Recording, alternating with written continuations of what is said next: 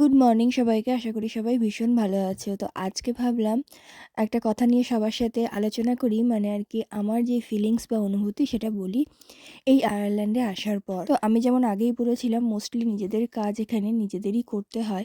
তো যখন কেউ কারোর বাড়িতে আমাদের নিমন্ত্রণ করে বা আমরা আমাদের বাড়িতে কাউকে নিমন্ত্রণ করি তখন আমরা সেগুলো কিভাবে ম্যানেজ করি। তখন কিন্তু শুধু একটা পদ নয়, তখন বেশ কিছু পদ রান্না করে এবং সেখানে আলাদা করে স্টার্টার, তারপরে মেইন কোর্স, ডেজার্ট আলাদা আলাদা করেই সুন্দরভাবে তারা পরিবেশন করে এবং সেখানে অনেক মেনু থাকে।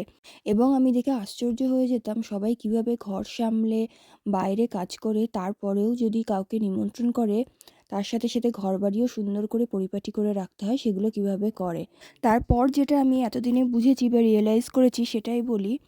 প্রথম কথা হচ্ছে সব কিছু প্ল্যান করা। আর এটা বলছি যখন এটা ৩০-৪০ জন বা তার থেকে একটু বেশি জনের রান্না হয় তখন তো প্ল্যানিং করতেই হয়।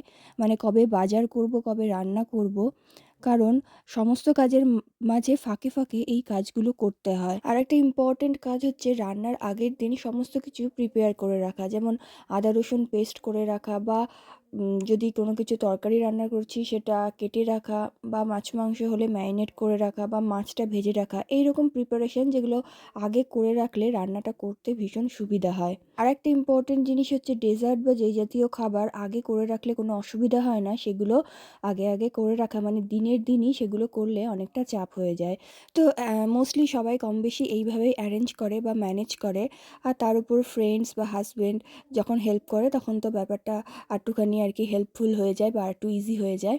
তো চলো আজকের ভ্লগটা এখানেই শেষ করছি। পরে আরেকটা কোনো টপিক নিয়ে কথা হবে। আজকের মতো টাটা।